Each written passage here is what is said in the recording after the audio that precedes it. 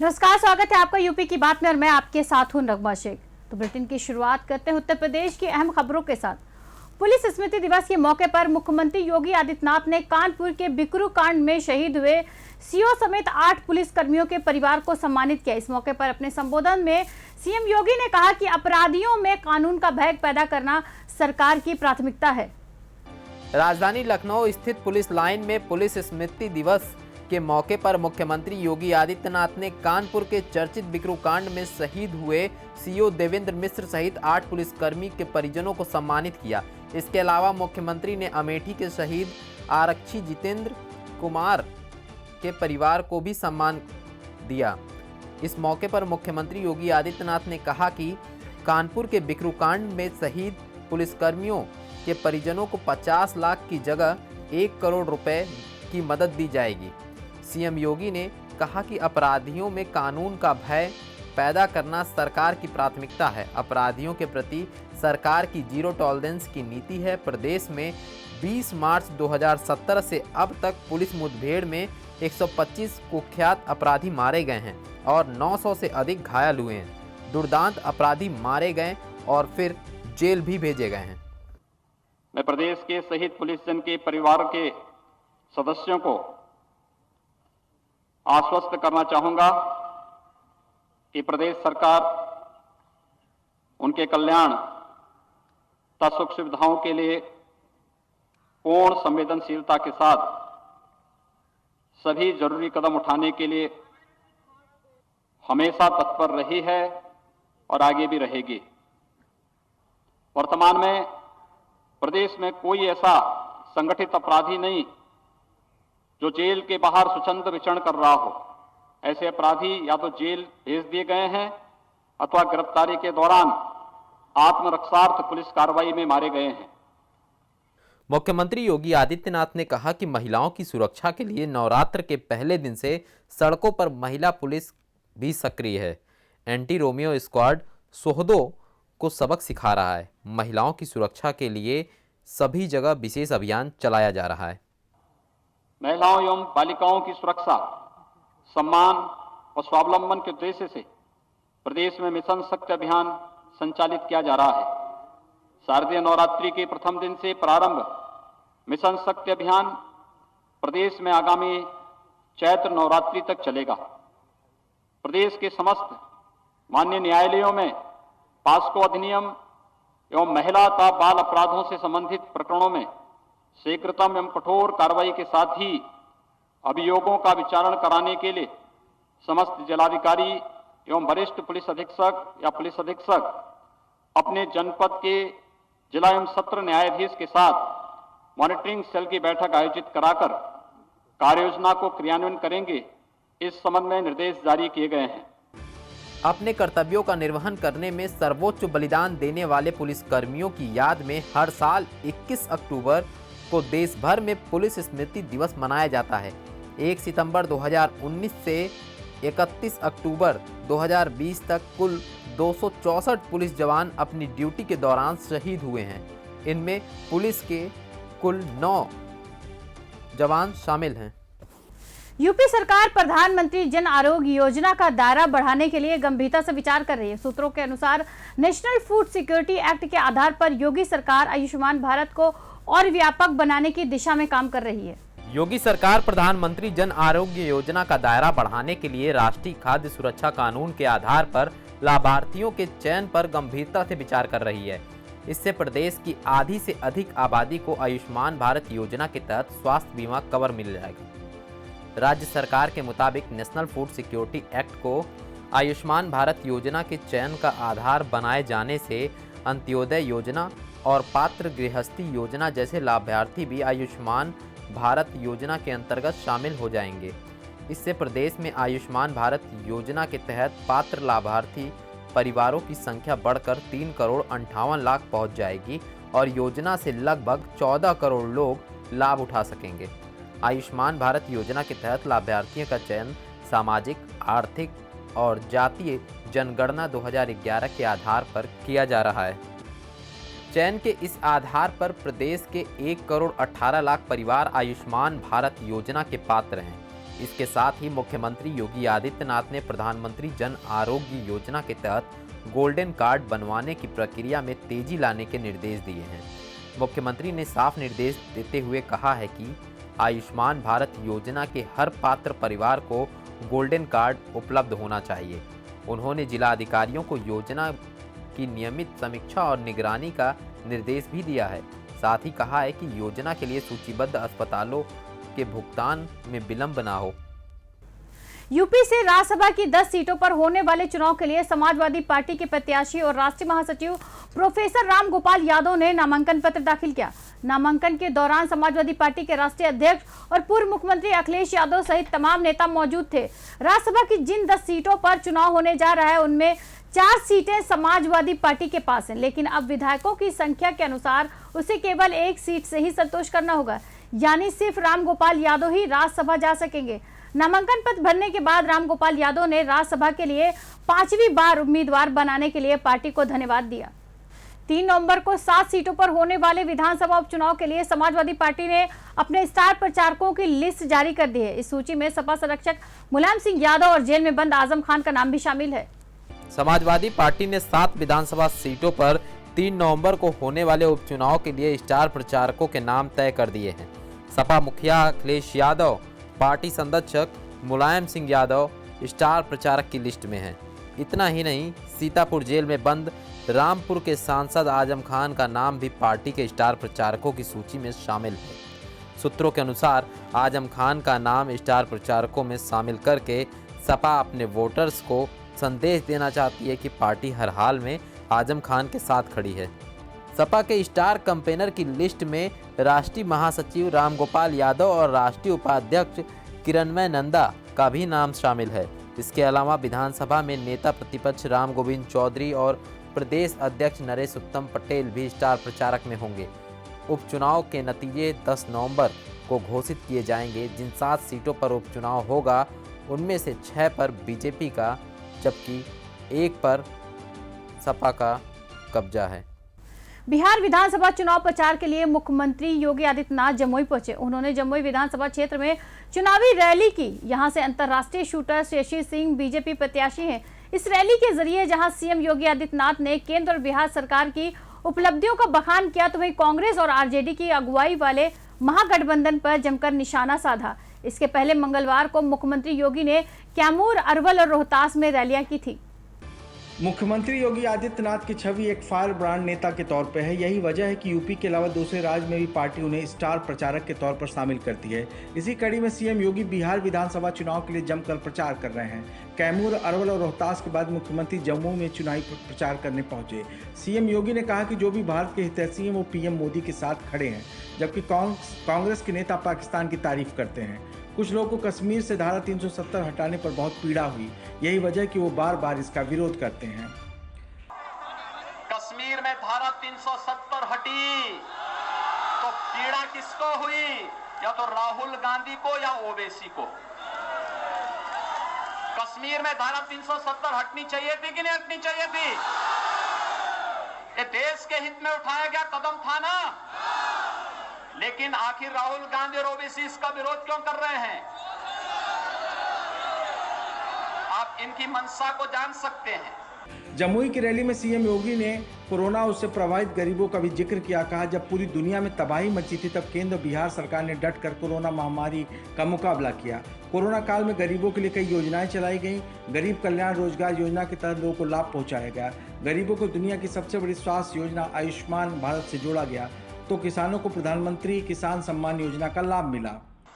हम सब जानते हैं पिछले 7 महीने से पूरा देश कोरोना से जूझ रहा है। 135 करोड़ की आबादी के देश में जिस मजबूती के साथ भारत ने कोरोना के खिलाफ लड़ाई लड़ी, लगातार अप्रैल माह से हर गरीब को मुफ्त में राशन देने की व्यवस्था प्रधानमंत्री मोदी जी के कारण देश के अंदर प्रारंभ हुआ। रसोई गैस का निःशुल्क सिलेंडर मिलेगा, इस दौरान वह भी संभव हो पाया। और गरीब कल्याण रोजगार पैकेज के अंतर्गत भी उस अभियान की शुरुआत प्रधानमंत्री जी ने बिहार से ही किया था। कांग्रेस और आरजेडी पर हमला बोलते हुए मुख्यमंत्री योगी आदित्यनाथ ने कहा कि परिवारवाद और भ्रष्टाचार को बढ़ावा देने की राजनीति का अंत हो चुका है। पीएम मोदी और नीतीश कुमार के नेतृत्व में एनडीए की सरकार में लोग विकास देख रहे हैं। यही कारण है कि विपक्ष से उनका मुंह भंग हो चुका है। ट्रेनों में यात्रा करने वाली महिलाओं को अब डरने की जरूरत नहीं है, खास तौर से उन महिलाओं को जो अकेले यात्रा कर रही हैं। आरपीएफ ने इसके लिए मेरी सहेली स्क्वाड का गठन किया है। ये स्क्वाड न सिर्फ जरूरत पड़ने पर महिलाओं की मदद करेगा, बल्कि उनमें आत्मविश्वास पैदा करने का काम भी करेगा। अलीगढ़ रेलवे स्टेशन पर भी मेरी सहेली स्क्वाड की मौजूदगी साफ देखी जा सकती है। इसके अलावा महिलाओं को किसी प्रकार की मदद की जरूरत होती है तो इसके लिए टोल फ्री नंबर 182 भी मुहैया कराया गया है। ट्रेनों में सफर के दौरान महिला यात्रियों की सुरक्षा के मद्देनजर आरपीएफ ने मेरी सहेली दस्ते का गठन किया है। इस दस्ते में शामिल महिला जवान ट्रेनों में सफर कर रही महिलाओं से बातचीत कर उनकी समस्याओं के बारे में जानेंगी और उनकी यात्रा को सफल बनाने में सहयोग करेंगी। इसके अलावा जरूरत पड़ने पर महिला यात्री टोल फ्री हेल्पलाइन नंबर 182 पर फोन कर आकस्मिक सहायता भी मांग सकेंगी। अलीगढ़ रेलवे स्टेशन पर मौजूद मेरी सहेली दस्ते की महिला जवान भी महिला यात्रियों को इस बारे में जागरूक करती नजर आई। रेलवे पुलिस स्टेशन पे आज अभियान चलाया गया है, वो महिला की सुरक्षा के लिए। Helpline number 182। महिला यात्रियों का विशेषकर जो महिला अकेले ट्रैवल कर रही हैं उनके बारे में वो पूरा लिस्ट बन के पूरे जो भी रूट है, जितने भी बड़े बड़े स्टेशन है, डिवीज़न है, सब में ये सर्कुलेट किया जाएगा, जिससे कि वहाँ पे उन महिलाओं को अटेंड किया जा सके। दूसरी बात ये 182 जो हमारा हेल्पलाइन है पहले से चला आ रहा है और अब ये महिलाओं को ये इसके प्रति जागरूक, पैसेंजरों को, महिला को जागरूक किया जा रहा है। मेरी सहेली महिला स्क्वाड में एक महिला उप निरीक्षक के अलावा कई महिला कांस्टेबल शामिल होंगी जो हर वक्त महिलाओं की सुरक्षा के लिए मौजूद होंगी और उनकी यात्रा को सुगम और सुरक्षित बनाने में मदद करेंगी। माना जा रहा है कि इस कदम से ट्रेनों में महिलाओं के साथ होने वाले अपराधों पर काफी हद तक लगाम लगाई जा सकेगी। रामपुर में महिलाओं के साथ आपराधिक वारदातों का सिलसिला थमने का नाम नहीं ले रहा है। अब एक युवती का शव गन्ने के खेत में मिलने से सनसनी फैल गई। पुलिस मामले की जांच कर रही है। रामपुर के थाना टांडा क्षेत्र के कलया नगला गांव में एक नाबालिग लड़की घर से लापता हो गई। काफी तलाश के बाद घर वालों को सुबह गन्ने के खेत में लड़की का शव मिला। परिजनों ने इसकी सूचना पुलिस को दी। मृतक लड़की के पिता ने एक शख्स पर हत्या का शक जताया है। देखने के लिए फिर रिश्तेदारियों में फ़ोन करे, छोटा भाई देखने गया, छोटे बहनों भी गए थे हमारे देखने, सब में देख के नहीं मिली। फिर सुबह में 8 के बाद में जब हमने खेतों में देखी है तो ईख में पड़ी हुई मिली। किशोरी की डेड बॉडी ईख के खेत में पड़ी हुई है। पुलिस मौके पे आई तो बॉडी आइडेंटिफाई हुई। उनके फादर ने बताई थी। फादर का नाम विजय सिंह है, लड़की का नाम आरती है। तो बाकी डेड बॉडी का हमने पंचनामा करवा दिया है, पीएम के लिए बॉडी भेज दी है। घटना स्थल निरीक्षण वगैरह हो गया। बाकी परिवार की तरफ से एक तहरीर मिली है, उसके अकॉर्डिंग मुकदमा दर्ज कर रहे हैं। परिवार की तहरीर पर मुकदमा दर्ज कर पुलिस मामले की जांच में जुट गई है। पुलिस का दावा है कि जल्द ही पूरे मामले का पर्दाफाश कर दोषी को सलाखों के पीछे पहुंचाया जाएगा। अब देश विदेश से घर बैठे लोग अयोध्या हनुमानगढ़ी का प्रसाद मंगा सकेंगे। डाक विभाग ने ये सेवा शुरू की है। इसके लिए भक्तों को 251 और 551 रुपए का मनी ऑर्डर सब पोस्टमास्टर अयोध्या को भेजना होगा।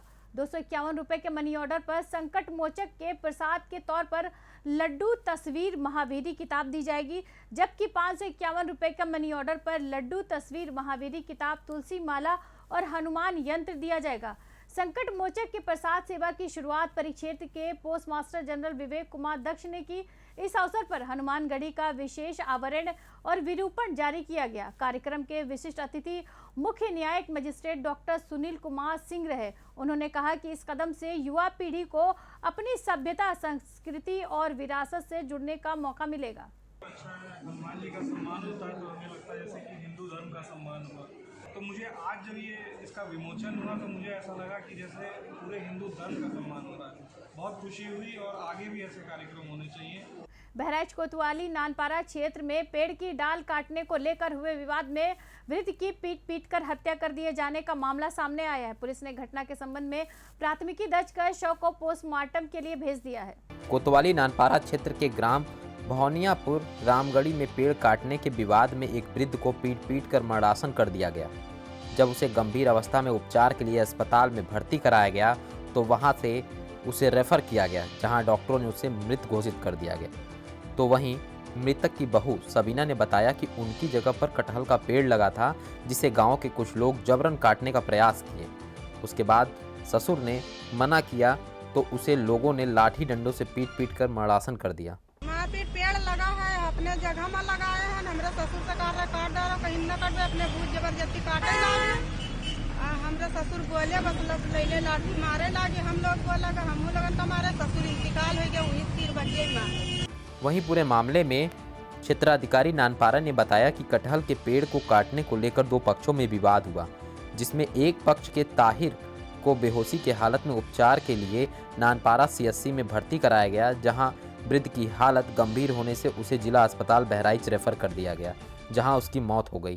तो इस कंडीशन में पेशेंट को हमने प्राइमरी मैनेजमेंट एट्रोपिन वगैरह जो भी बेसिक रिक्वायरमेंट होती है पेशेंट को सर्वाइव करने के लिए वो दे दिया है। और बाकी गैस्पिंग के स्टेट में हम यहाँ पे पेशेंट को नहीं रख सकते, उसको वेंटिलेटर की जरूरत पड़ सकती है, इंटुबेशन की जरूरत पड़ सकती है। इस कंडीशन में उसको बहराइच रेफर किया गया है। रास्ते में कटहल के पेड़ के काटने को लेकर दो पक्षों में विवाद हुआ। इसमें एक पक्ष के ताहिर को बेहोशी हालत में जिला अस्पताल नानपारा भेजा गया 108 एम्बुलेंस से, और नानपारा के डॉक्टरों ने उन्हें तत्काल हायर सेंटर के लिए रिफर कर दिया। और इनके चोटें आई हैं, इनके बहू के तहरीर पर संबंधित धाराओं में अभियोग पंजीकृत कर कार्रवाई की जा रही है। वहीं पुलिस पूरे मामले को गंभीरता से लेते हुए जांच में जुट गई है और आरोपियों के खिलाफ सख्त कार्रवाई करने की बात कह रही है। ललितपुर में एक ही परिवार के 4 बच्चों की गड्ढे में डूबने से मौत हो गई। दरअसल दोपहर में एक साथ खेल रहे ये बच्चे जब काफी देर तक घर नहीं पहुंचे तो परिजनों ने उनकी तलाश शुरू की, जहां गड्ढे में बच्चों का शव मिला। ललितपुर जनपद के थाना पूरा कला अंतर्गत ग्राम झाबर के मजरा मेतरा निवासी संतोष प्रजापति के 4 बच्चों की गड्ढे में भरे पानी में डूबने से मौत हो गई। घटना के बाद मृतक बच्चों के परिजनों में कोहराम मच गया। हालांकि परिजन इसे हत्या की आशंका जता रहे हैं। सब बच्चों जमीन का मामला चल रहा तो हमने करवाई हदबंदी जमीन की करवा के 4 साल हो गए, 3-4 साल आज मेरी नाट करवा दी तो बच्चों को जो है देखो गड्ढा में 4 ही फेंकवाए गए। अच्छा, आपको बताया है कि 4 बच्चों की हत्या की गई? हाँ, हत्या की गई।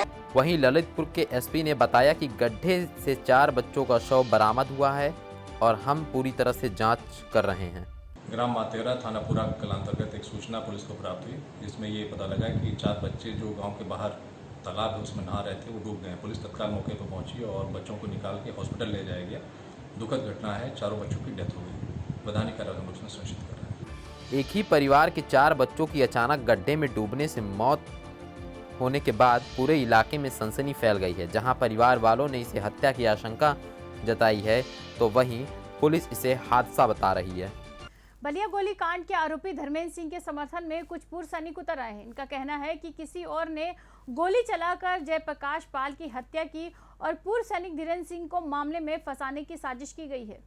बलिया के दुर्जनपुर हत्याकांड मामले में मुख्य आरोपी और पूर्व सैनिक धीरेन्द्र सिंह फिलहाल 14 दिन के न्यायिक हिरासत में है। हालांकि कई पूर्व सैनिक उसके समर्थन में उतर आए हैं। पूर्व सैनिकों ने न सिर्फ धीरेन्द्र का बचाव किया बल्कि ये भी आरोप लगाया कि उसे साजिश के तहत फंसाया जा रहा है। पूर्व सैनिकों ने कहा कि पूर्व सैनिक संगठन मुकदमे का खर्च वहन करेगा। पूर्व सैनिक संगठन की मांग है कि पूरे मामले की उच्च स्तरीय जांच हो, जिससे सच सामने आ सके। वहाँ पर जो डंडे लाठी लेकर जो दिखाया जा रहा है, जो वीडियो में जिसको ऊपर दिखाया जा रहा है, उनके ऊपर भी FIR दर्ज हो।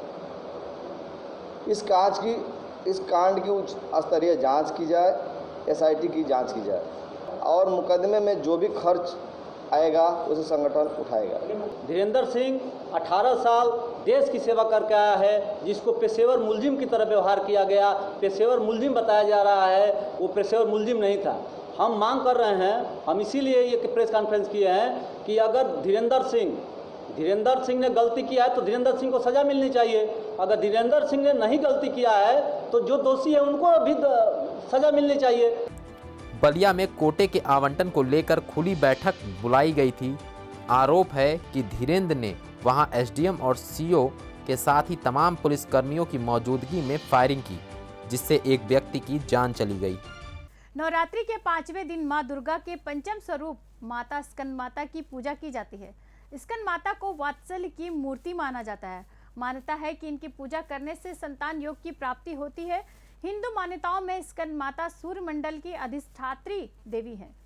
पौराणिक मान्यताओं के अनुसार देवी स्कंद माता हिमालय की पुत्री है और इस वजह से इन्हें पार्वती कहा जाता है। महादेव की पत्नी होने के कारण इन्हें माहेश्वरी भी कहते हैं। इनका वर्ण गौर है, इसीलिए इन्हें देवी गौरी के नाम से भी जाना जाता है। माँ कमल के पुष्प पर विराजित अभय मुद्रा में होती है, इसीलिए पद्मासना देवी और विद्या वाहिनी दुर्गा के नाम से भी वर्णन मिलता है। भगवान स्कंद यानी कार्तिकेय की माता होने के कारण इनका नाम स्कंद माता पड़ा। स्कंद माता प्रसिद्ध देवासुर संग्राम में देवताओं की सेनापति बनी थी। इस वजह से पुराणों में कुमार और शक्ति कहकर इनकी महिमा का वर्णन किया गया है। स्कंद माता की 4 भुजाएं हैं। दाईं तरफ की ऊपर वाली भुजा से उन्होंने स्कंद यानी कार्तिकेय को गोद में पकड़ा हुआ है। नीचे वाली भुजा में कमल का पुष्प है। बाईं तरफ ऊपर वाली भुजा वरद मुद्रा में है और नीचे वाली भुजा में श्वेत कमल पुष्प है। स्कंद माता की सवारी सिंह है। स्कंद माता को सफेद रंग बहुत पसंद है। मान्यता है कि संतान प्राप्ति की मनोकामना पूर्ण करने के लिए दंपतियों को इस दिन सच्चे मन से माँ के इस स्वरूप की पूजा करनी चाहिए। देवी स्कंद माता की पूजा करने से बुद्धि और चेतना बढ़ती है। स्कंद माता सूर्य मंडल की अधिष्ठात्री देवी हैं, इसीलिए इनके चारों ओर सूर्य सदृश अलौकिक तेजोमय मंडल व्याप्त है। यूपी की बात में आज बस इतना ही। कल फिर होगी आपसे मुलाकात। नमस्कार।